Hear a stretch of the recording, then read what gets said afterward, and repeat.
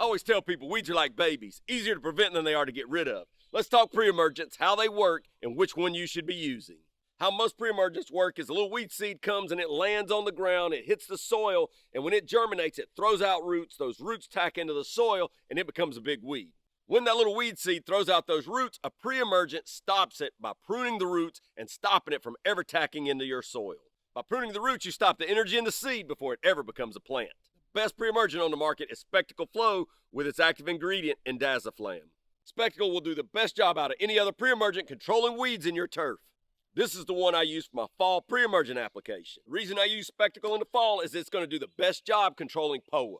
Specticle, like all other pre-emergents, you want to do a split app with it, meaning when you apply it, you're going to do half your annual rate, and then you come back in 2 months with the other half of your annual rate. Next pre-emergent we're going to talk about is prodiamine. Prodiamine is a great low-cost pre-emergent that I use as my first app every year.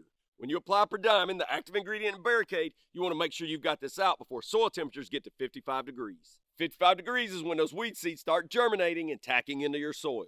If soil temperatures have already reached 55 degrees, then you've got to go with a product called Dimension, and you can't use Barricade. Dimension is the active ingredient in this crabgrass preventer from the Andersons. I always use Dimension as my second application of pre-emergent in the spring because it will go and get some of that crabgrass that may have dodged that pre-emergent you put out earlier in the spring.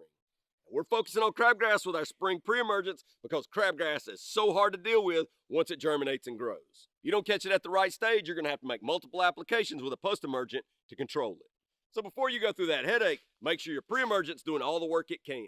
Now there's a couple of times a year that windows open up where weeds germinate, and you want to make sure you've got your pre-emergents down before that happens. Let me know in the comments which pre-emergent did you apply.